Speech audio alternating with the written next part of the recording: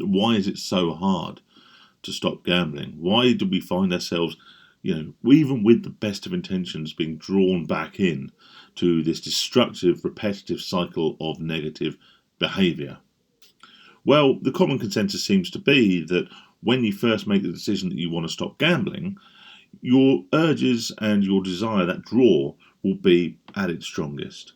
And they generally say, some say 60 days, some say 90 days, but that after an arbitrary period of time, it becomes easier. And I actually don't doubt that. Once you get into recovery for a set period of time, resisting urges to gamble or perceived urges to gamble does seem to become easier. We start to build a new identity for ourselves away from that particular behaviour.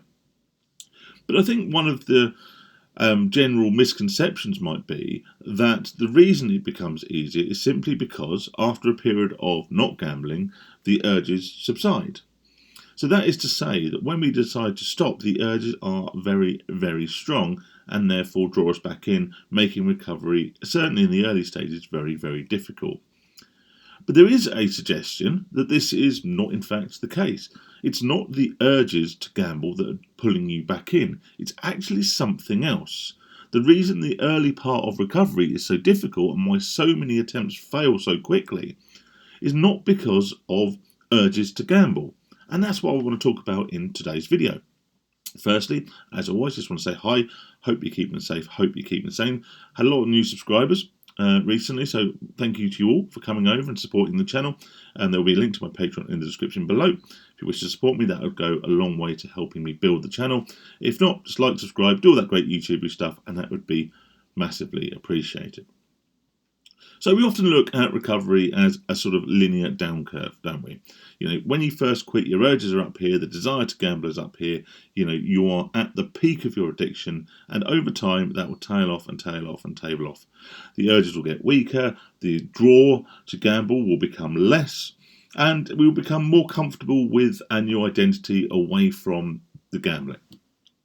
But there is an alternative argument, and that is that when we quit gambling, is actually not the gambling that draws us back in. We're not gambling to satiate some urge of dopamine or other endorphins that we get through the process of placing a bet or having a bet on roulette or whatever it is. We're not pursuing that endorphin-led pleasure. What we are instead doing is using gambling as a comfort blanket, as an escape from the pain of abstinence. A lot of the time when we start to develop addictions, it follows or becomes a problem during a particularly difficult time in our lives. That might be bereavement, it might be a particularly high point of stress, it might be going through divorce, it might be something that stems back to childhood. And like I always say, I'm not a counsellor, but so many people can pinpoint when their addiction started to get a hold of them, when they started losing control of a certain behaviour for gambling or for a certain substance, alcohol, nicotine or recreational drugs. They can pinpoint the time that started getting out of control back to a particularly traumatic time in their lives. And it makes sense because so many of these behaviours are ways to numb the outside world. We know what it's like. When we are in the gambling zone, we lose all sense of time around us. We lose sense of money and responsibility and all of those sorts of things, which not only helps us to alleviate the stress of day-to-day life, but also helps us to perpetuate, our gambling, increase the damage we're doing financially and with the other aspects of our lives, with a casual disregard, because we have pretty much zoned out to reality. When we make the attempt to stop, certainly in the first instance, what happens is we are very, very quickly smacked in the face with that reality. So when we stop gambling and we get to day 1, 2, 3, whatever it is, and we feel that draw back to gambling, it's not because our bodies are craving that dopamine hit. It's not because we miss playing the games. It's not because we miss the excitement of a bet, although it would be, it'd be wrong to disregard that as an element. The reason it becomes so hard is because we can't run away to that safe place. We can't use that to mask the pain of life or whatever it was that we were starting to run away from in the first place.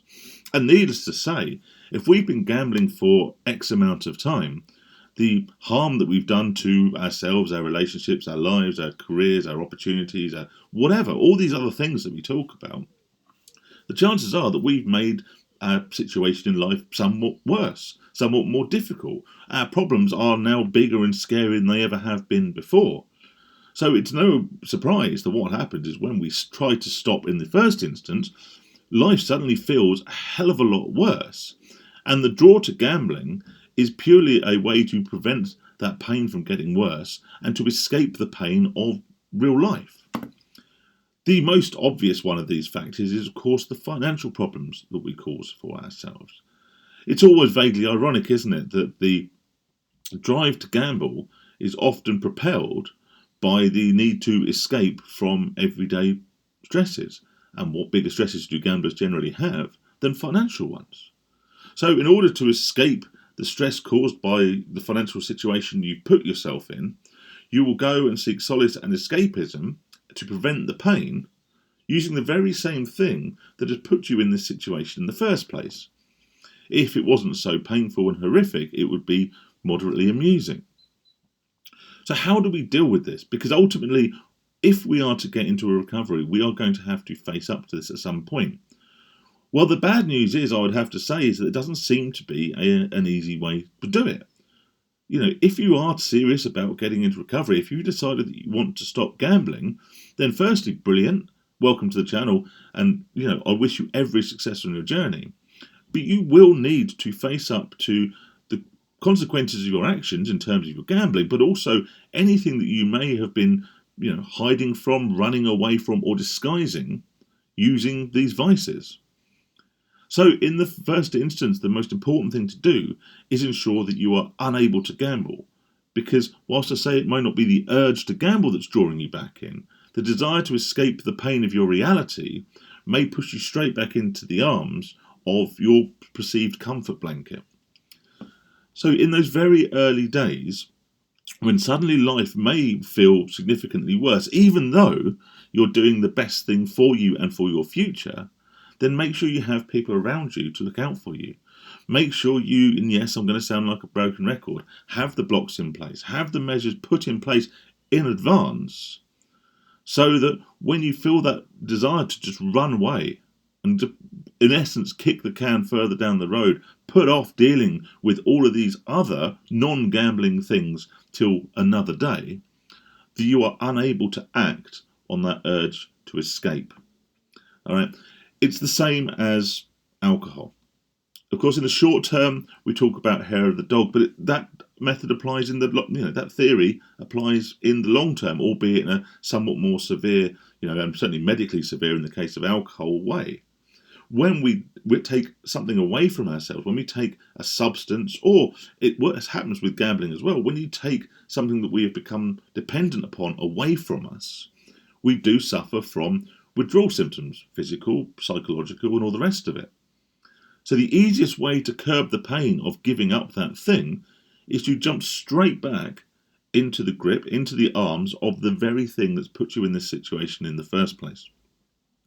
And quite often we find as we get into a recovery, things do, as I say, in the short term get worse because we are actually having to face up to all of these things we were running away from, on top of the additional damage we were caused through our bad habits.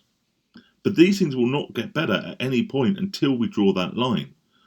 So do whatever it takes in the early days of your recovery to keep on that right path, because the desire to escape the pain of quitting, or the pain of the life that you have built for yourself, will be very, very strong.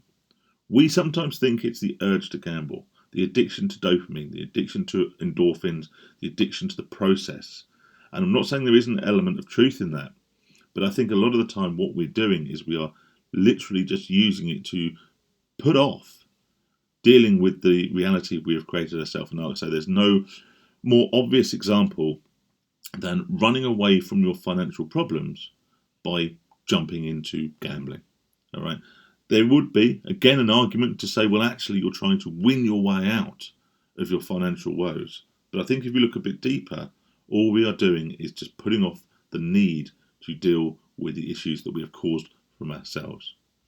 And we do that by going and reverting to the very same behaviour, the very same habit, the very same addiction that caused all these problems in the first place. We have to break the cycle, and we have to do whatever it takes to break the cycle and persevere for as long as it takes, and that could be days, it could be weeks, unfortunately it could be months, until the positive side effects of our recovery start to come through. We start to get a handle on life. We start to actually mentally process and get through the things we were running away from in the first place. And when that happens, recovery becomes easier. It might not be because the urges are tailing off. Don't get me wrong, complacency is incredibly dangerous, so be on your guard. All right? But what it is you become more comfortable in yourself, you become more comfortable in the life that you are living outside of that bubble of gambling. Thank you very much for watching. Stay safe, stay sane. As always, there'll be a link to my Patreon in the description below if you wish to support me that way. If you don't, just do the like, subscribe, do all that great YouTube stuff. And I look forward to speaking to you all soon. Take care, everyone.